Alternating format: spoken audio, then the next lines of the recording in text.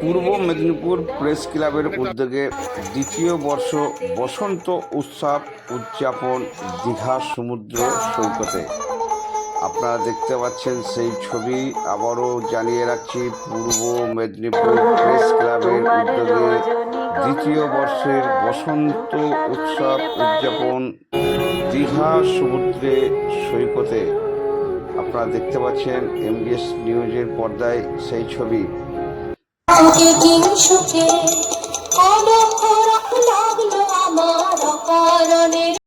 সাগরের পারের পানে উদাসী